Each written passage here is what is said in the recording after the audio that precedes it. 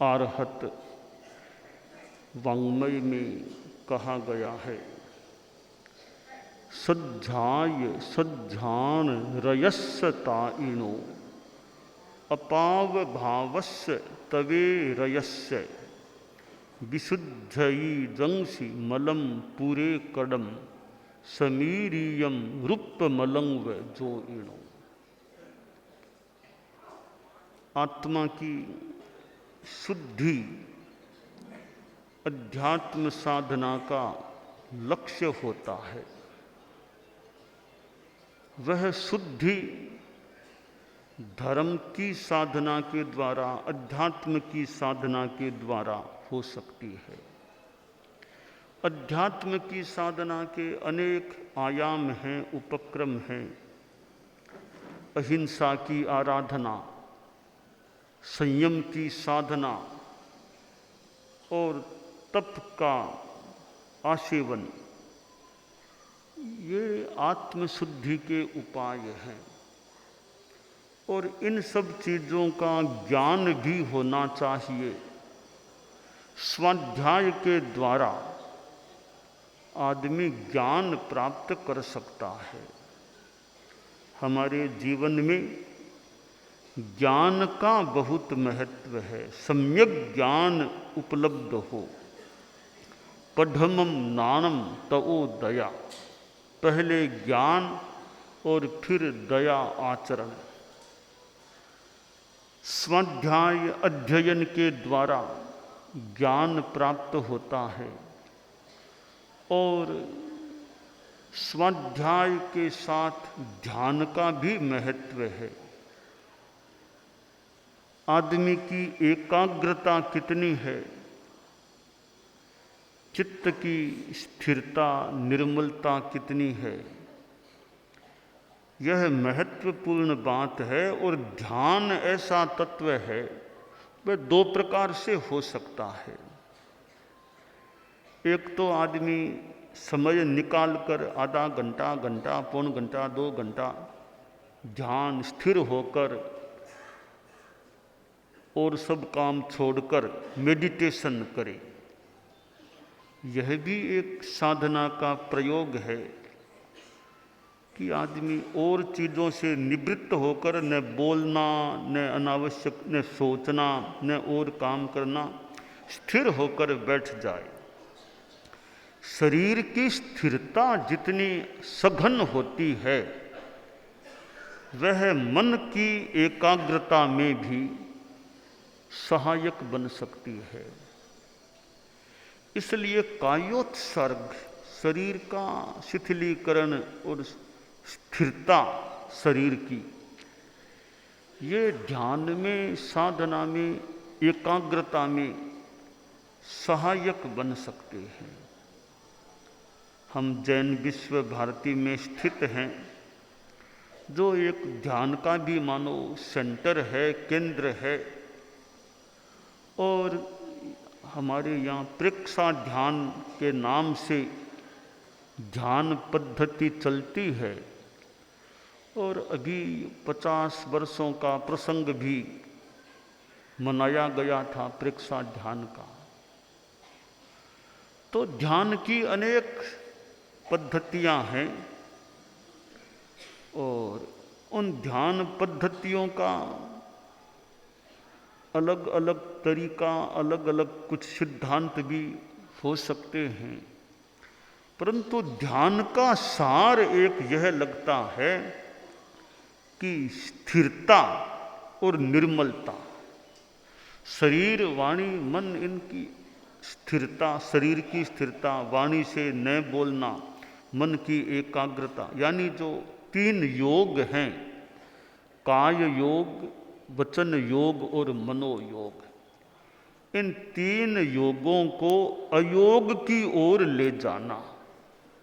योग निरोध होता है तो अयोग की साधना दृढ़ता को प्राप्त होती है। संपूर्ण अयोग की स्थिति तो जैन तत्व विद्या के अनुसार 14वें गुणस्थान में उपलब्ध होती है। यानी जो 13 गुणस्थान है, वहाँ तक योग अवस्था है। 14वें गुणस्थान में कोई योग नहीं, न शरीर की प्रवृत्ति, न वाणी की प्रवृत्ति और न मन की प्रवृत्ति। हम यूँ योग साधना कहते हैं, भी योग साधना करो, योग साधना करो, वह भी ठीक है। और कोई यह कह दे अयोग साधना करो, अयोग साधना, वह भी ठीक है। तो योग साधना ठीक है तो अयोग साधना भी ठीक है। दोनों का मोटा मोटी तात्पर्य या लक्ष्य वो मोटा मोटी एक है। योग साधना का जो लक्ष्य है वही अयोग साधना का लक्ष्य हो सकता है। एक शब्द के यूँ अनेक अर्थ हो सकते हैं। योग शब्द है जहाँ एक अर्थ यह, जैसे धारणा, ध्यान, समाधि, यम, नियम, आसन, प्राणायाम, प्रत्याहार, धारणा, ध्यान, समाधि, अष्टांग योग की बात आती है। आसन करो, प्राणायाम करो, ध्यान, यह योग साधना। और ऐसे आचार्य हेमचंद्र ने जो कहा, मोक्षोपायो योगो ज्ञान श्रद्धान चरणात्मक है, कि मोक्ष का जो उपाय है, मुक्ति की जो साधना है, वह सारी योग है। और वह ज्ञान, दर्शन, चारित्र, ज्ञान, श्रद्धान, चरण इसमें समाविष्ट हो जाती है। मुख्येन जोयनाओ जोओ सवो धम्म वावारो, जो हमारी आत्मा को मोक्ष से योजित करे, मोक्ष से जोड़ती हो, वह योग है, योग साधना है। तो बहुत अच्छी चीज़ है योग साधना। अब मैं तात्विक दृष्टि से बताऊं तो योग की तात्विक जो जैन विद्या में परिभाषा की गई है, काय वांग मनो व्यापारो योग है। जैन सिद्धांत दीपिका को देख लें। शरीर, वाणी और मन की प्रवृत्ति योग है। जब तक यह प्रवृत्ति रहेगी तब तक मोक्ष मिलेगा नहीं। प्रवृत्ति मानो कुछ अंशों में विरोधी है मोक्ष के लिए, तो प्रवृत्ति से निवृत्ति की ओर आगे बढ़ना, यह अयोग की तरफ आगे बढ़ना हो गया। और जब एक स्थिति शैलेशी अवस्था, मेरू पर्वत की तरह अप्रकंप अवस्था, कोई चंचलता नहीं, न शरीर की प्रवृत्ति है, न वाणी से बोलना है, न मन की प्रवृत्ति, न श्वासोच्छ्वास, अयोग साधना, अयोग की स्थिति हो जाती है। तो फिर वो जिसको हम योग साधना कहते हैं, उसकी परम अवस्था यह अयोग की स्थिति है। तो योग से अयोग की ओर आगे बढ़ना, यह अध्यात्म की साधना है। तो ध्यान साधना क्या है? ध्यान साधना योग से अयोग की ओर आगे बढ़ना है। अयोग की तरफ जितना योगों में रहेंगे, जितनी चंचलता रहेगी, वो मानो थोड़ी एक दृष्टि से उस पूर्णता में कमी है। और जितनी प्रवृत्ति निरुद्ध हो जाएगी, इस शरीर की स्थिरता, वाणी से मौन बोलना नहीं, मन की एकाग्रता या निर्विचारता की स्थिति, मन वचन काय की प्रवृत्तियों का निरोध होना, बस यह अयोग साधना भी है और परम योग साधना भी हो जाती है। तो ध्यान की जो बात है वो शरीर, वाणी, मन की स्थिरता, निवृत्ति की साधना, यह ध्यान की साधना हो जाती है। तो प्रेक्षा ध्यान परम पूज्य आचार्य श्री तुलसी के समय जो ये प्रेक्षा ध्यान पद्धति शुरू हुई, और महाप्रज्ञ जी प्रवर गुरुदेव, जिनका कितना योगदान है, अवदान है इस प्रेक्षा ध्यान पद्धति के विकास में।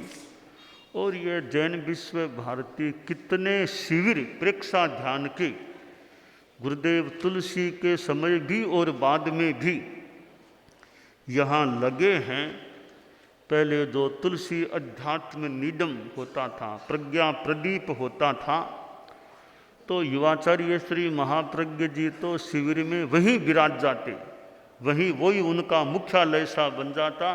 गुरुदेव तुलसी इधर भिक्षु विहार इधर विराजते, और अपराह्न में प्रवचन जो होता नीडम में, तो संभवतः अनेक बार गुरुदेव तुलसी उस समय के लिए वहाँ नीडम पधारते थे, और युवाचार्य श्री महाप्रज्ञ जी का मुख्य वक्तव्य होता।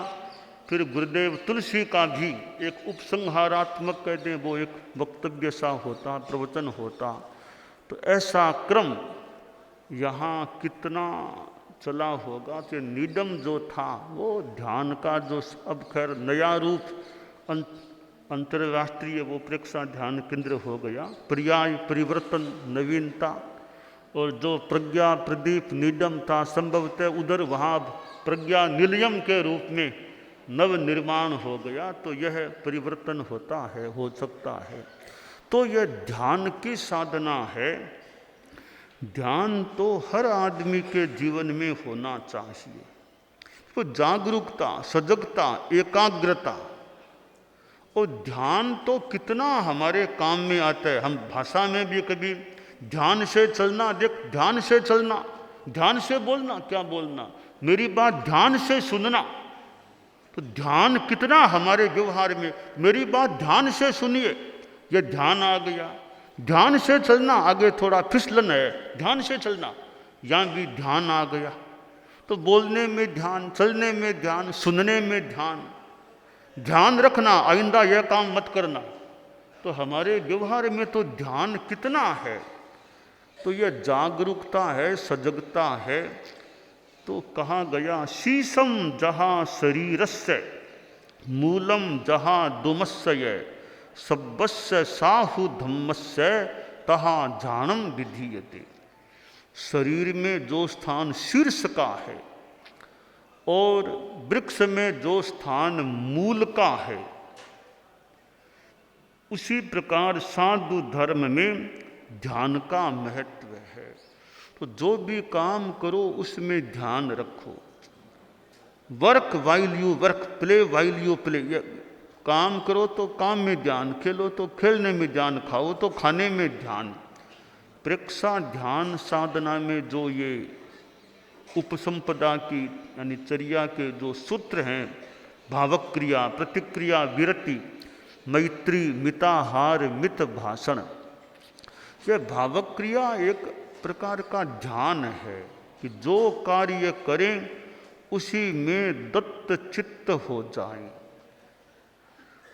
जो आगम में चलने के लिए कहा गया है, साधु के संदर्भ में हम देखें कि उव उत्ते इंद्रियत्थे विवज्यता सज्जायम चेव पंचहा तम मुत्ति तप पुरकारे उव उत्ते।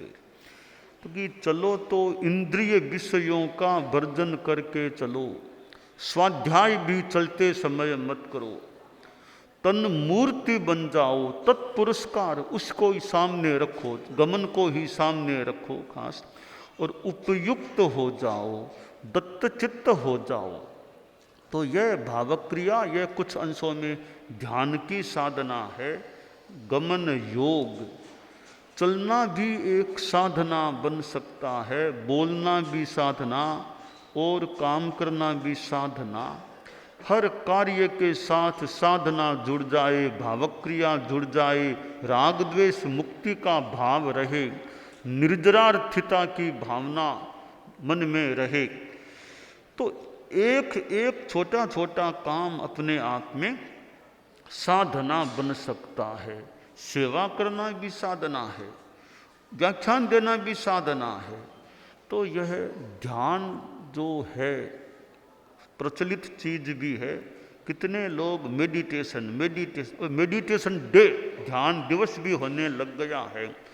तो यह ध्यान की जो साधना, विद्यार्थी है पढ़ने में ध्यान रखे, ध्यान से पढ़े, चित्त की मन की एकाग्रता रहे। तो यह ध्यान कितना उपयोगी तत्व है। तो अभी हम जैन विश्व भारती में हैं, कल यहाँ आए हैं और जैन विश्व भारती जहाँ साधना भी एक सप्त सकारों में एक साधना भी है, तो ये प्रेक्षा ध्यान की साधना और भी साधना, तो यह ध्यान हमारे जीवन के साथ जुड़ जाए और ये भावक्रिया, प्रतिक्रिया, विरति, मैत्री, मिताहार, मित भाषण, ये तो जीवन शैली से जुड़ जाए। मेडिटेशन इन डेली लाइफ, दैनंदिन जीवन के साथ ध्यान जुड़ जाए, तो इतने साधु साध्वियाँ, समणियाँ और मुमुक्षु भाइयाँ और भी लोग यहाँ अभी जैन विश्व भारती में हैं और कल हमारा आना हुआ। और जैसा बताया गया, ये स्वागत समारोह और अभिनंदन ये एक व्यवहार हैं, उपचार हैं, इनका अपना महत्व भी हो सकता है। तो लाडनों में आना हुआ है परम पूज्य गुरुदेव तुलसी की जन्मभूमि, उनकी दीक्षा भूमि और कुछ अंशों में उनकी कर्म भूमि। तो यहाँ बहुत प्रवास भी लाडनों में हुआ है। मेरे तो मन में यहाँ आया संभवतः कि तेरा पंथ के आचार्यों ने लगातार 2-2 चतुर्मास लाडनों के सिवाय और कहीं किए हैं ज्ञान, कोई थोड़ा बहुत जयपुर कहीं कोई हो, तो बाकी लगातार 2-2 चतुर्मास आचार्य प्रवरों के एक जगह, तो लाडनों इस माने में 2-2 चतुर्मास लगातार गुरुदेव तुलसी ने, हाँ इतिहास के जानकर लगातार।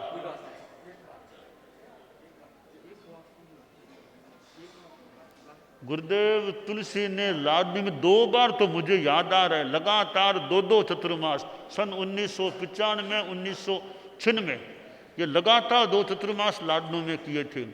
और सन 1991 और 92 लगातार 2 चतुर्मास किए। और शायद 2 चतुर्मासों के बीच में तो कहीं बिहार भी नहीं किया हो, ऐसे लगातार इतने लाडनों में 2-2 चतुर्मास गुरुदेव तुलसी ने किए, और भी किए हों पता नहीं, गुरुदेव तुलसी ने किए थे। तो गुरुदेव तुलसी की मानो कर्म भूमि भी है और ये विहरण भूमि जैन विश्व भारती तो मॉर्निंग वॉक के रूप में आचार्य श्री तुलसी यूँ भ्रमण करते थे कि उनके चरण कहाँ कहाँ यूँ जैन विश्व भारती में टिके हुए हैं। लंबा राउंड लेते तो कभी एक ग्रंथागार, विमल विद्या विहार, वो जोधपुर मेल बोलते थे, वो उधर होकर के यूँ भाई जी महाराज की समाधि तक वहाँ यूँ फिर लंबा भी राउंड, तो कहाँ आचार्य श्री तुलसी की यह भूमि। और आचार्य महाप्रज्ञ जी भी पहले युवाचार्य काल में और फिर आचार्य काल में खूब यूँ लाडनों में विराजे, जैन विश्व भारती में यूँ विराजे हुए हैं। तो वह हमारे पूर्व आचार्य प्रवरों से संस्पृष्ट और जहाँ विराजे वो लाडनों और मुख्यतया जैन विश्व भारती। वैसे लाडनों भी है, आचार्यों का कितना प्रवास लाडनों गांव में हुआ है। तो इस जैन विश्व भारती में लाडनों में हमारा आना हुआ और ये कल भी थोड़ा स्वागत का मान लें, मुख्यमंत्री जी आए थे, अभी भी कुछ प्रस्तुतियाँ या नागरिक जो भी, तो लाडनों में भी खूब अच्छा धार्मिक आध्यात्मिक माहौल रहे। और जैन विश्व भारती तो एक ऐसा संस्था है और फिर जैन विश्व भारती संस्थान भी जुड़ा हुआ है, मानो कि लाडनों का आभूषण जैन विश्व भारती है। लाडनों को एक पुरुष मान लें, लाडनों को, तो उसका आभूषण यह जैन विश्व भारती है। मानो कि जैन विश्व भारती से लाडनों शोभायमान सुशोभित हो गया है। तो ऐसी यह जैन विश्व भारती संस्था, यहाँ हमारा एक कुछ लंबे प्रवास के प्रयोजन के साथ आना हुआ है। तो ये अभिनंदन स्वागत, इसमें भी अपना दम और उपयोगिता हो सकती है, परंतु हम सभी अच्छे मार्ग पर चलते रहें, जीवन में धार्मिक आध्यात्मिक रूप में स्वयं पर कल्याण का काम करते रहें, यह काम।